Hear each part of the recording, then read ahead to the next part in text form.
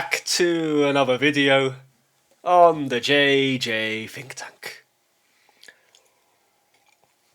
I've got a bit more time today, so I want to quickly create and make another video here for you. And this will be about my philosophical and political position. Yes, so I don't really like to label myself in general. I don't like to label others. I don't like to put them into a box, because as the famous saying goes, if you label me, you negate me. Yes. But when it comes to people's intellectual position, their philosophical position and political position, I think it's more necessary. It's more relevant and appropriate. And so, over many years, I've never been able to kind of define myself. I guess I was always a bit lost. I didn't really have a coherent worldview, a consistent worldview. Perhaps it's still a bit incoherent, illogical, perhaps. But I definitely think I'm closer now to an overall position. After reading, a lot of books, consuming, a lot of information on Twitter, living life, yes, coming into contact with people from different backgrounds. Both in the UK and Poland, yes. I lived in Russia for a year, and I guess this process has led me, yes, to this moment now where I'm able, yes, to assert my position, to define myself, yes.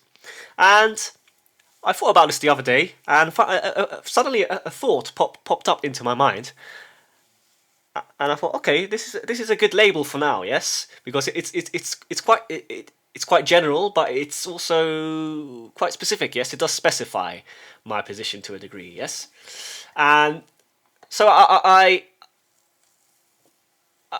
yes, this is my position. Yes, I began my article with this title. Yes, and I wrote, if I had to label my philosophical and political position, this would be it: antisystemic, multipolar, humanist. And I want to go through these 3 words. So my position is made up of 3 words, yes? Perhaps this is too broad, but yes, there are 3 words: antisystemic, multipolar, and humanist. Yes. So I'd like to go through my article, talk a bit more about this, and perhaps through this dialectical process with myself, I'll be able to gain more clarity for the viewer and for myself at the same time. Yes. So, why am I a humanist? I'll cover this more at the end, but I think it's relevant to the quote here by Tolstoy. Yes, and he said, "The sole meaning of life is to serve humanity." So, what I've noticed growing up. What I've noticed as I've grown older is that we as humans, we have to define our life. We have to give meaning to our life. Because for a long while I was trying to figure out what I need. What I was lost. I was thinking, what do I do with my life? I was really lost. I didn't know what to do. I mean, I had these jobs. Yes, I had all these different jobs. Obviously, for a while they satisfied me, but then I always knew there was something missing. Yes, I knew I could do something more. I knew there was a bigger purpose I need to follow. And I was lost. I kept delegating this to God. I was like praying to God. Like I was I was kind of angry at God. Yeah, I know it sounds a bit weird. Yes, but I was kind of angry at God. I was frustrated. I was like, "Come on, man! Like, help me!" Because I was low-key depressed for a while. It's kind of melancholic. I guess everyone is, yes, to a degree. We all are. I mean, this postmodern world, yes. So, I mean, I've definitely overcome it. I feel much better overall now. because I finally noticed that it's up to us as humans, as individuals, to give meaning to our life. And this is by serving humanity, taking responsibility for your life, noticing your own sins, noticing the sins of others, and just getting over, just to getting over it. Really, just we as humans, we're responsible for shaping our life, yes, to give meaning to it. And this is why I think the quote by Tolstoy is so important here. The sole meaning of life is to serve humanity. And when we notice this, when we start to notice this, when we recognize the human in the other, when we recognize the human in ourselves, yes, life becomes better, yes. It does become better. It becomes more bearable, more manageable, and you start to perhaps develop your life. You start to shape your life. You start to gain a greater sense of clarity, and you're able to move forward. Yes. So this is why I'm now a humanist. Definitely. So I'll go into this later because I think this is key. Because before, perhaps I was this. I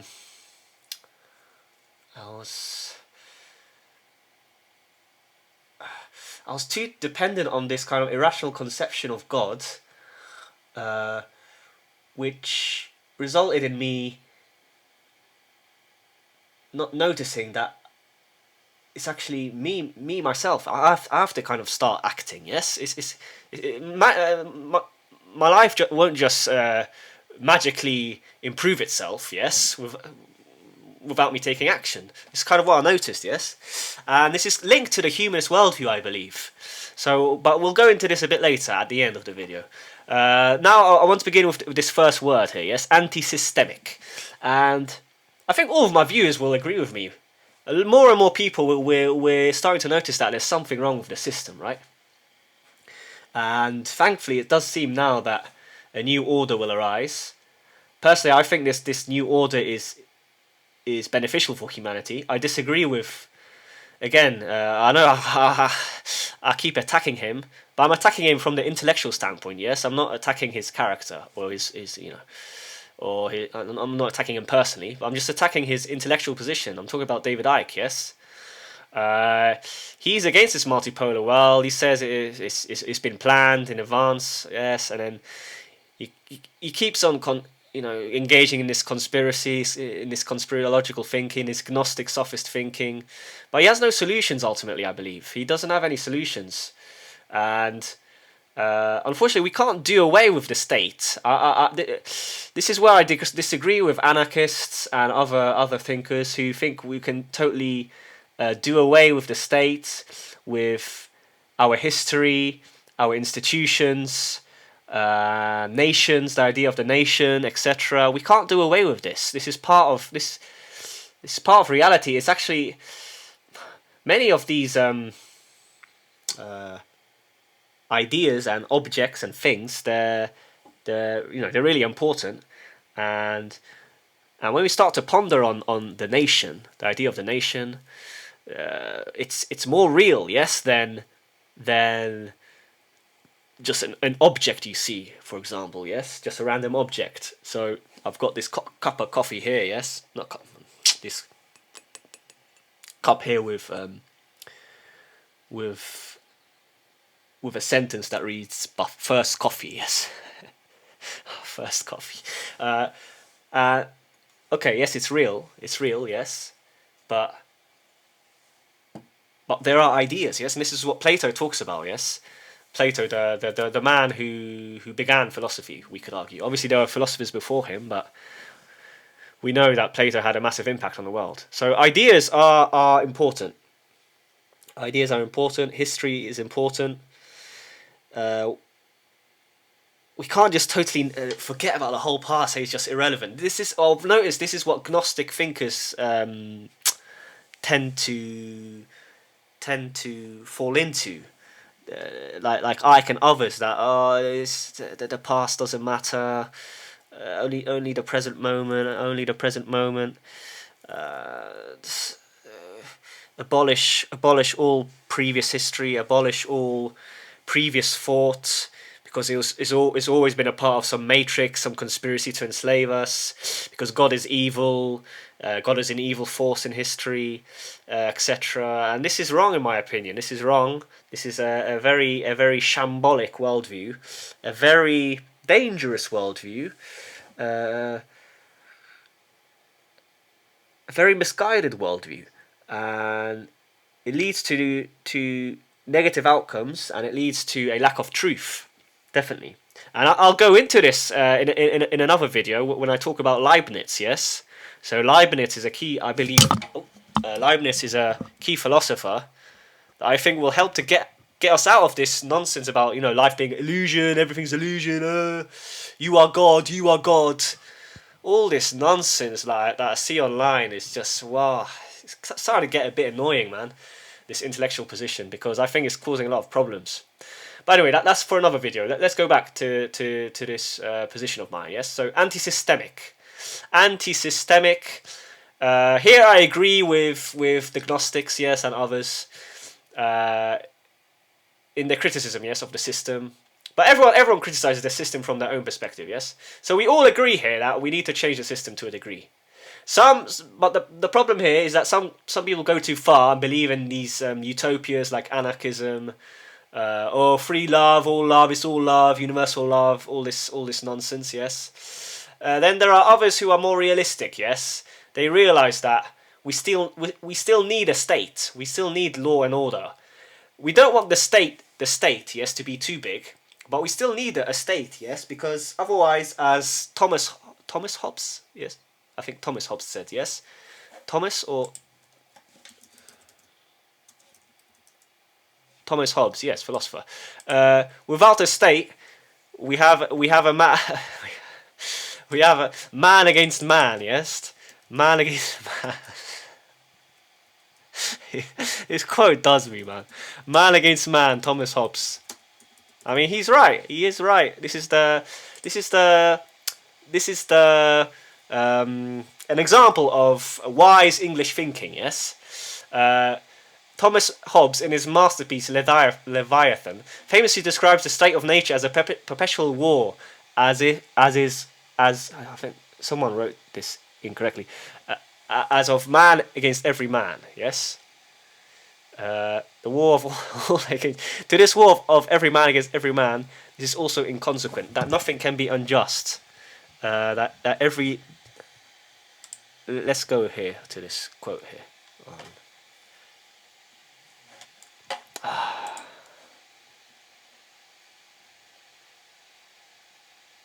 Yes, where there's no common power, there's no law, where no law, no injustice. Force and fraud are in war the cardinal virtues. So we need the state, yes, we need the state. Unfortunately, we can't do away with the state, yes. We have this deluded worldview of promoted by anarchists, by radical leftists, and etc. Yes. So I think everyone will agree with me here that yes, we need to change the system, but we can't totally do away with institutions and the state. We need the police for some law and order. We need laws in place. We need limited government to prevent this law of the jungle. Yes. Now the next word, multipolar, and here I was shaped by Dugin, and I think he is an important geopolitician because Russia, ultimately, in a sense, yes, it holds all the cards. Because Russia has these dangerous weapons, yes. Russia has dangerous weapons. Russia is the most advanced militarily, yes. Russia weapons. Roreshnik, bruv. I mean, this is a scary bloody. This is a scary. It's a scary weapon, and you can't. At the moment, it can't be counteracted. Yes. Obviously, I'm not an expert in military affairs, but I heard about all of this from certain thinkers online. Scott Ritter, I think, is one of them. Scott Ritter. So you can.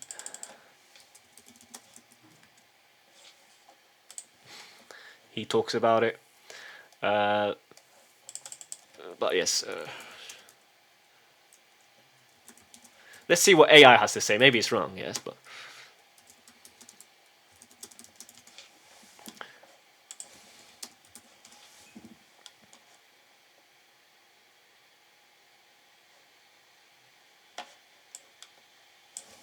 Not AI. I mean, like think. Think. Yes. I mean, look at the warheads. I mean, the missiles, the submarines. I mean, they did. Poseidon. I'm done. Poseidon. I forgot about Poseidon. Yes. So Russia, it holds all the cards.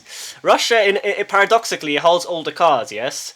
Because it has a more advanced weaponry and it uses its weaponry to kind of assert its sovereignty. Yes.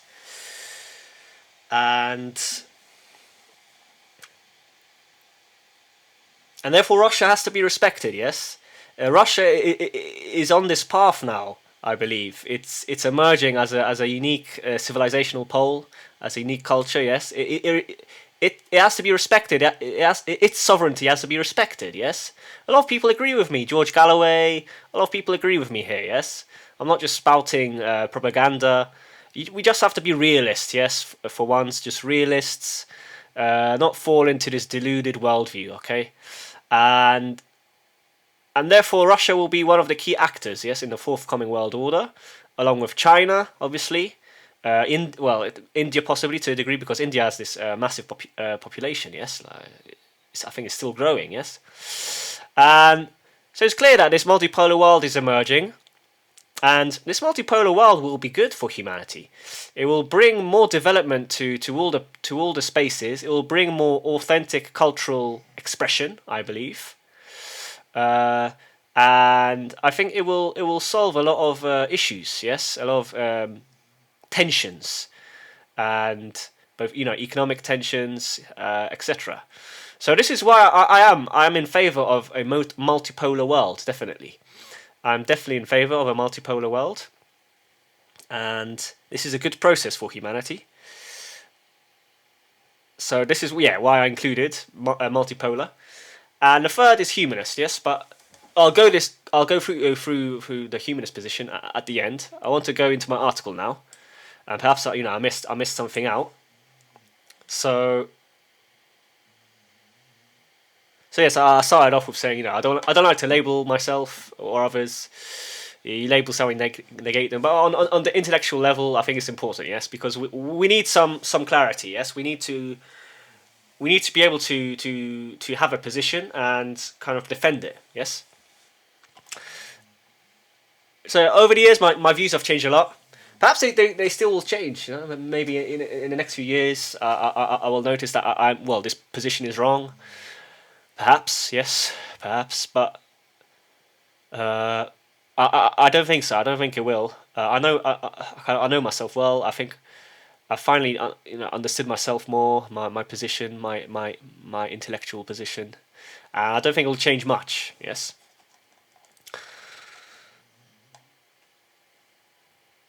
So then I said about the system. Yes, there's a fishy smell. Yes, I mean the system. There's something wrong with the system. Yes, but then yes. Oh, so I like to go into the matrix. Yes, so people say, "Oh, escape the matrix, escape the matrix, the matrix, the matrix." Yes. Now here I agree. Obviously, we don't want to work too much. Yes, of course, but we also need to realize that the people who work they keep this whole thing afloat. Yes, and we need to respect them. Yes. I still work. I mean, I made another video about my approach to work. So I like to work, but then I like to stop working, and then I go back to work. So I like to have 1 foot in the matrix, as it were, and then 1 foot outside of the matrix. Obviously, some people are able to totally escape the matrix. I guess this is the ideal, but it's not possible. Yes, for everyone, I believe, it's not possible, and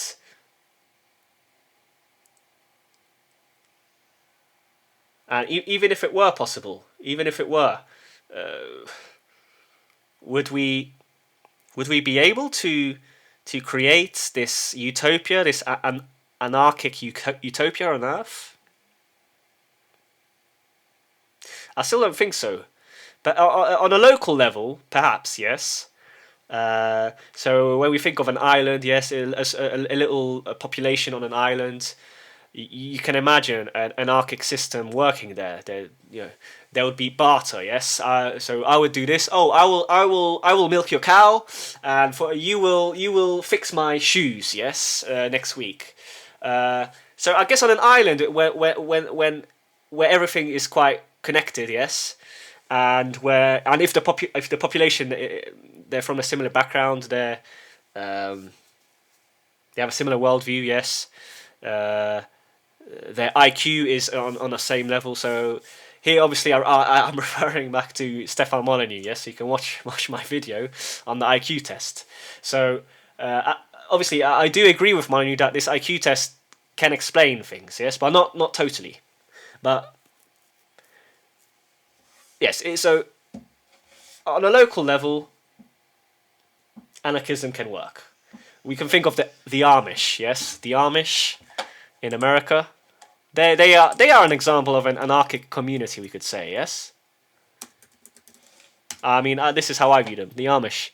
Traditional Anabaptist group in North America.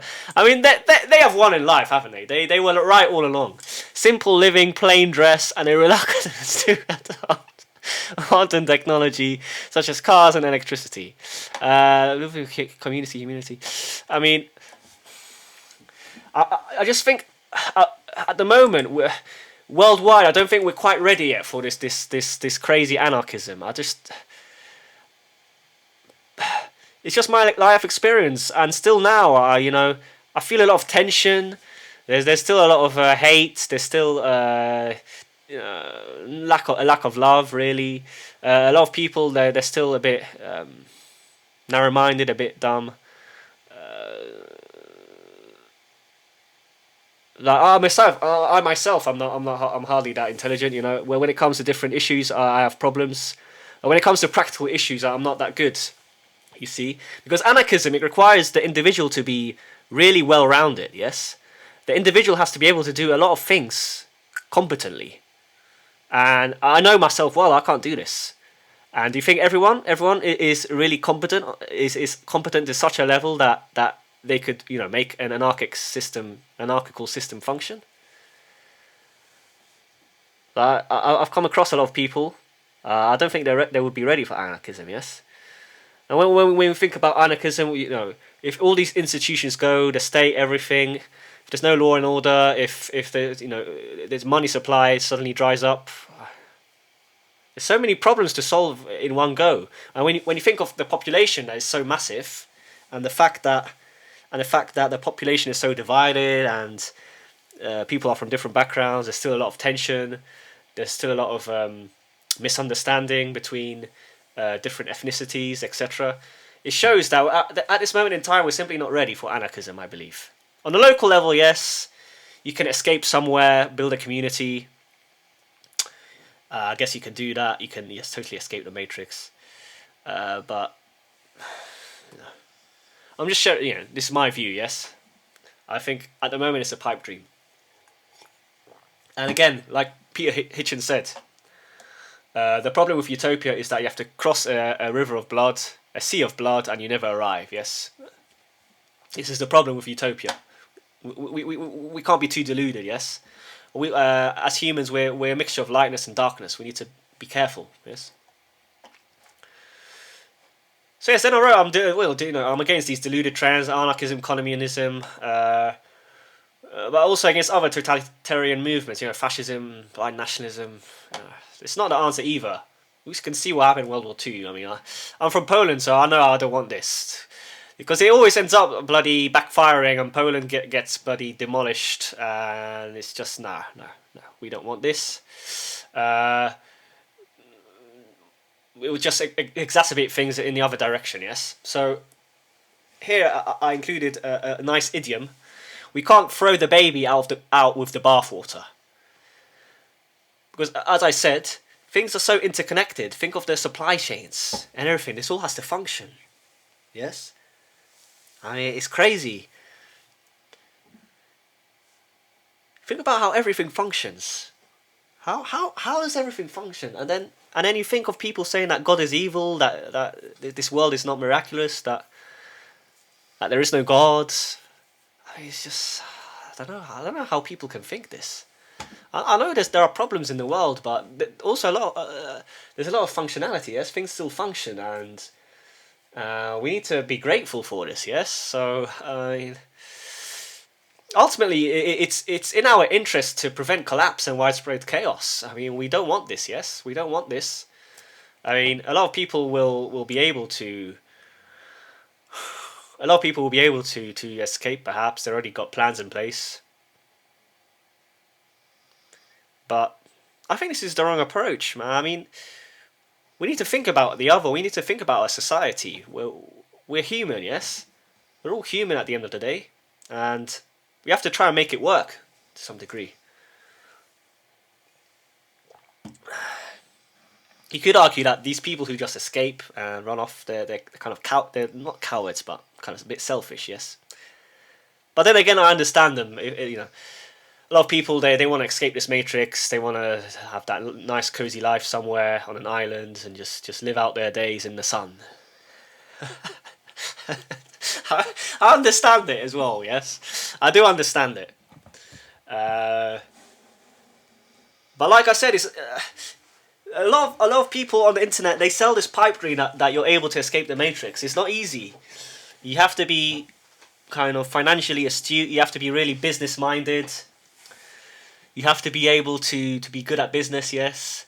And a lot of business is dirty, let's be honest. A lot of these businessmen, they're quite kind of immoral, unethical, yes. And are you like that? By nature, are you unethical, immoral? Because you have to be a bit unethical and immoral in order to become like a really good businessman. You have to be ruthless. You also have to be very good at mathematics, I think, or not very good, but you know, you need to have some background in mathematics to be able to perhaps notice trends, etc., and invest properly in different stocks, etc. I haven't been doing this at all yet. I'm planning to, but yeah, I'm not ready yet. Maybe in a year or so. But yes. Anyway, moving on. So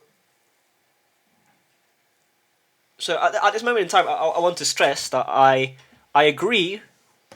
I agree with a lot of people in their opposition to total globalization. Obviously, I'm against this. I'm against world government. I'm against these multinational corporations taking over everything. I'm against this. This is dangerous.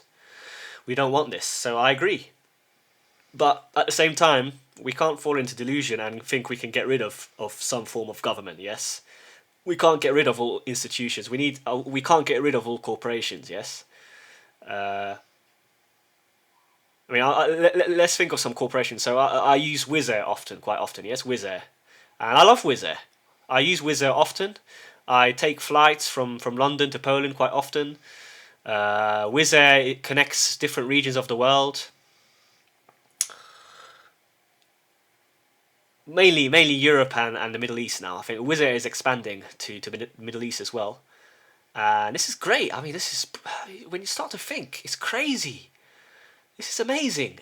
Now we're able to fly. We're able to take a flight to somewhere in the Middle East and experience the Middle East. Because the Middle East is fascinating. The desert, the pyramids, all of this, you know. So this is an example of a corporation that I actually like. Wizz Air, yes, I like Wizz Air. I think overall it's a good corporation. I think it's a Hungarian company, and they offer these cheap flights. What's wrong with this? Of course, perhaps they talk about some nonsense about global warming, but still. So this is why I mean a middle way needs to be adopted. Yes, there has to be a new system. A new system has to arise, I agree, but at the same time we can't throw the baby out with the bathwater. That is a brilliant English idiom. Again, kind of mentality. It's very useful. Yes. No, sorry, I didn't want to type this. Wizz Air flights. Flights map. Yes. Let's see where. Let's see. Let's go on images. Yes. Fastest growing ultra low cost airline. I mean, this is crazy. Look at the progress. Look at the progress. You need to be grateful, man. Things are not so bad as we really think they are. Let me go to their official website. Actually, let's go.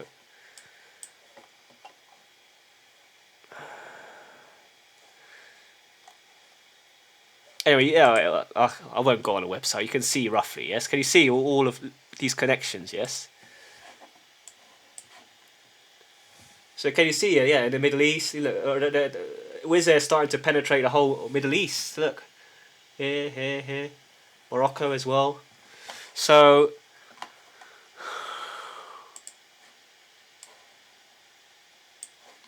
I hope you understand my argument. Things are not so bad, yes, at this moment in time. Obviously, we need to fight back against these plans that the elite have for us. And here I agree with the CTs, the conspiracy theorists. I do agree with them that we have to fight back against this, but at the same time, we can't fall into this pessimism, yes, this nihilism. So a middle way needs to be adopted. This is why I included, yes, the word multipolar.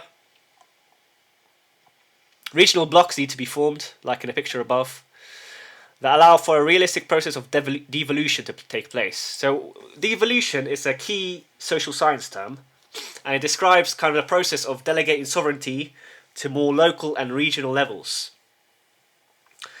So this is exactly. So this will clarify my position. Anarchists and these communists believe that we are already well prepared for globalism to be converted to radical individual anarchism. I think we're not. I think we're not ready yet. I think we're ready only for kind of a regional form of government. Yes, where regions, these multipolar regions appear, and again, there is a process of devolution, but to kind of regional blocks, and this would allow all the nations of the world, or a vast majority, at least, to develop on their own terms, and to ultimately create this just, relatively peaceful world order. Yes. So that'll be my last point about multipolarity. Now the key position. I think this is the most important. I included the word humanist. So why am I now a humanist? Because this is what I noticed in my life. Before I was very radical. I have to say I was radical. I was far right. I will admit that. I was in this delusion. So I read a lot of these far right thinkers. I still agree with them, obviously, on some issues, but the problem with the far right is that they fall back on kind of this fundamentalist theology, I think, which is dangerous, and they start to lose touch with their humanity. Basically, this is the problem. This is what I noticed in my life, in my kind of intellectual process, in my maturation process, and I think I know the source of it. I know why people are like this. It's because they don't have contact with the other. They don't have contact with people from different backgrounds. Yes, I have had this contact. So I grew up in London, obviously. Back then, at school, all the students were predominantly white. At secondary school as well, predominantly white, but there were some black students as well, some Asians, and then when I studied in Liverpool, I met people from different backgrounds. Some people from the Middle East, I remember, and then when I started working different jobs, I met people from various backgrounds, from Muslim backgrounds, Indian backgrounds, etc. And I just noticed that we're all human. We share a lot in common. This bigotry and this hate, and it's just, I don't know. Just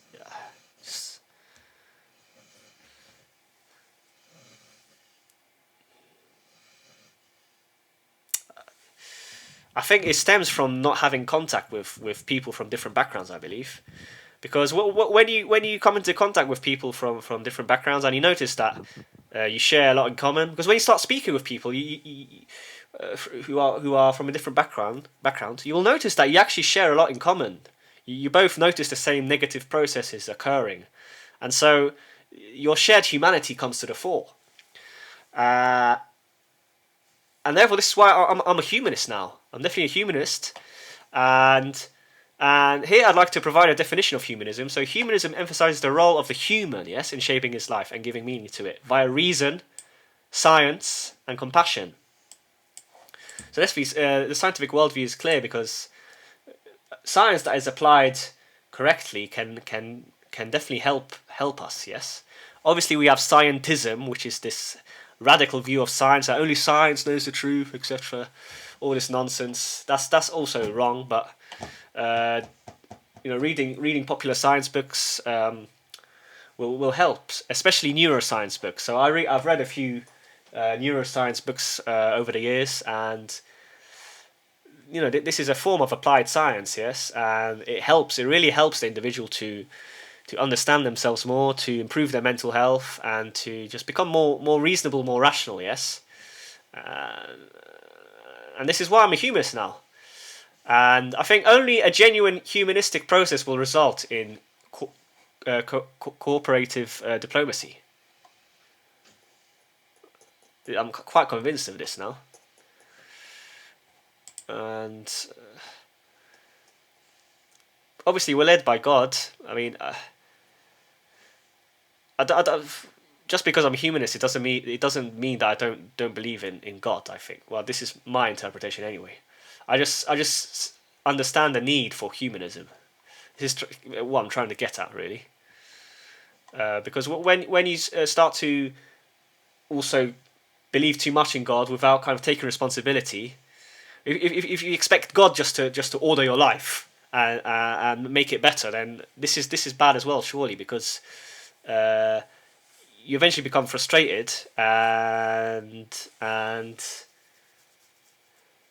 yes, it can lead to negative outcomes. Yes, both for yourself and for everyone around you. So yes, that's the end of my video for today. This is my position. Antisystemic, multipolar, humanist. Antisystemic, multipolar, humanist. So yes, I'd like to end my video with this quote by Jean-Paul Sartre, and he said, "Life has no meaning a priori. It is up to you to give it a meaning." It's definitely true. That's a brilliant quote. So yes, that's the end of my video. I hope you enjoyed it. If you made it this far, I appreciate it a lot. Thanks for listening. If you like the video, don't forget to like and subscribe. It will help me grow the channel and spread more vital information that I think will help a lot of people out there and help clarify kind of the position that we're in at the moment. If you like the video even more, consider donating at Buy Me a Coffee. I'll provide a link in the description. But yes, that's all for today. Once again, thank you for listening, and I wish you all the best. Take care.